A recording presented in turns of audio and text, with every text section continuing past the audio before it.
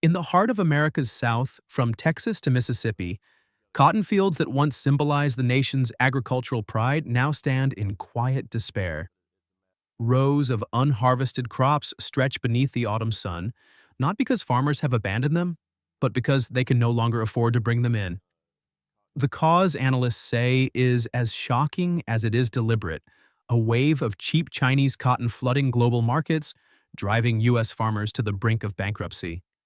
According to a Reuters report, China's state-backed textile conglomerates have launched an aggressive export campaign, cutting cotton prices by nearly 40% in less than 6 months.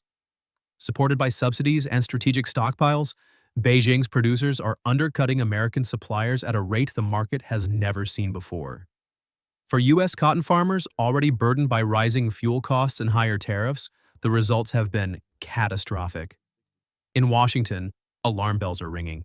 The Wall Street Journal reports that over $12 billion in U.S. cotton exports are now at risk, threatening thousands of family-owned farms.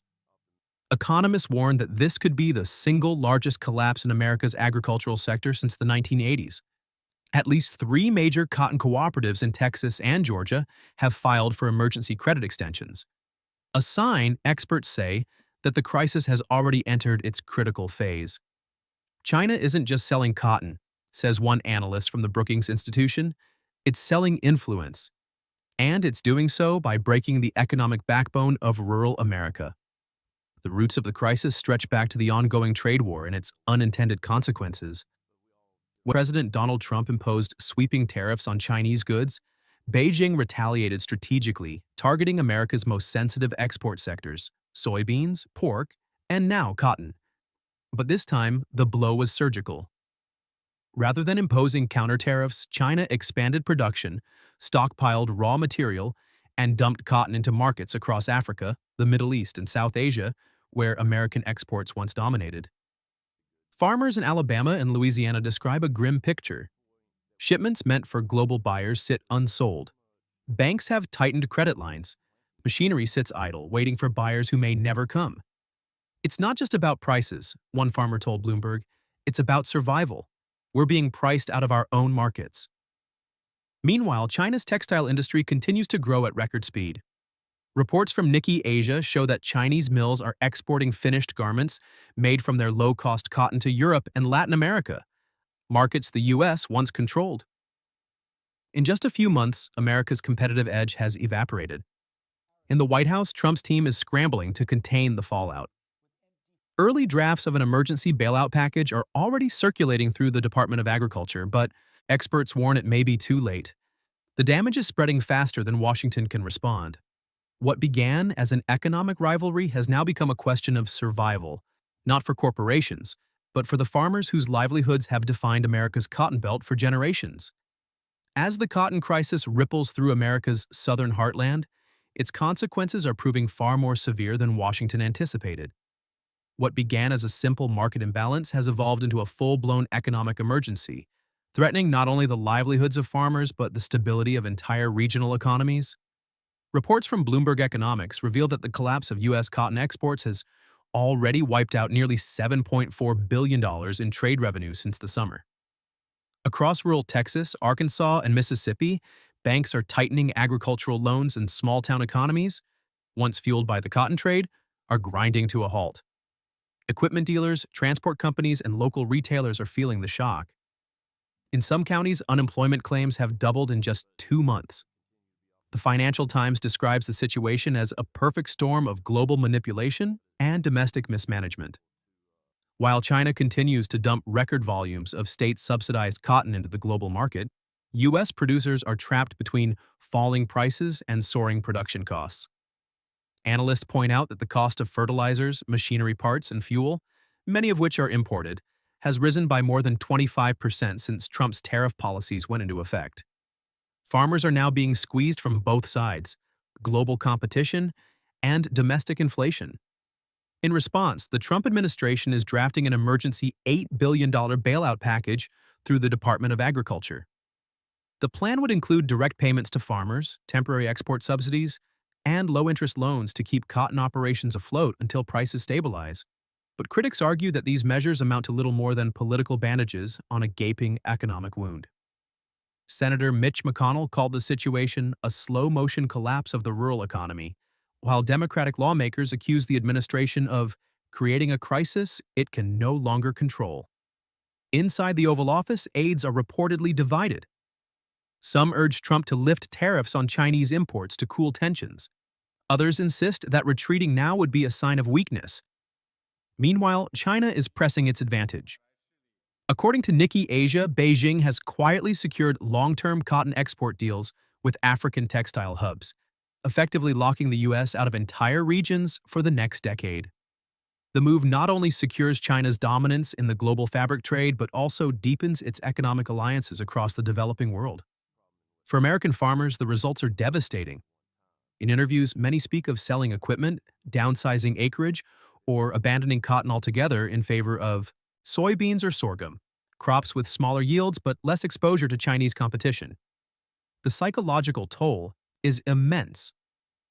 "My grandfather farmed this land through wars and recessions," one farmer told Reuters, "but we can't fight a country that controls the price of what we grow." Economists warn that if the downturn continues through the next harvest, the U.S. cotton industry could lose up to one-third of its total output capacity. What was once a cornerstone of American agriculture is now teetering on the edge of extinction. The question is no longer whether Washington will respond, but whether it still can. As the crisis deepens, it's no longer just about cotton. It's about control. What's unfolding between the United States and China has become a global chess match for economic influence, and this time Beijing is several moves ahead. Analysts at the International Monetary Fund warn that China's cotton strategy is a blueprint for commodity dominance, using aggressive pricing, export expansion, and soft diplomacy to rewrite the rules of global trade. In Africa and Southeast Asia, Chinese companies are investing billions in textile and spinning mills, effectively transferring entire manufacturing chains out of the United States.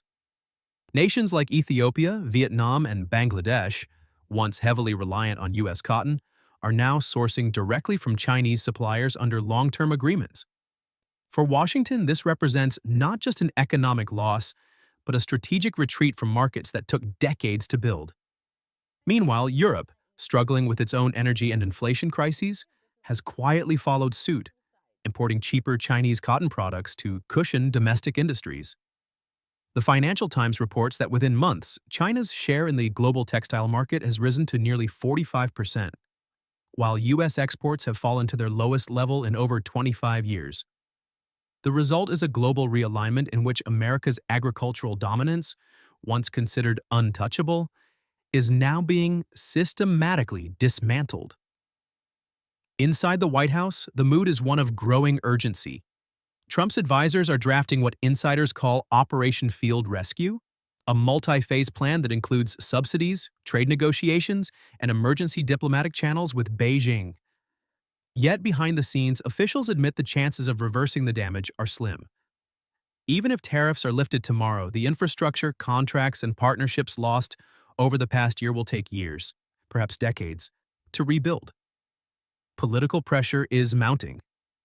Protesters have gathered outside federal buildings in Texas and Georgia, demanding immediate relief. Rural governors are warning that the collapse of the cotton industry could ignite a rural recession, an economic domino effect spreading through small towns that depend on farm income. In a rare joint statement, agricultural leaders and manufacturing unions have urged the government to stop treating trade wars as political theater and start treating them as national emergencies. Abroad, China is tightening its grip. State media proudly calls the cotton victory a triumph of industrial planning, while Beijing's trade officials hint at expanding similar tactics to wheat, corn, and even pharmaceuticals. For them, the strategy is simple: leverage production power to shift geopolitical influence. For America, the fallout is both economic and symbolic. The cotton crisis exposes a deeper truth: that in an interconnected world, economic isolation is not strength, it's surrender. Once, American cotton was the gold standard of global trade, a symbol of independence, innovation, and pride. Today, that symbol is fraying. Unless Washington can rebuild trust, renegotiate its trade alliances, and adapt to a multipolar economy, the collapse of cotton may only be the beginning. The question haunting policymakers now is no longer how the crisis started, but whether America can still afford to end it.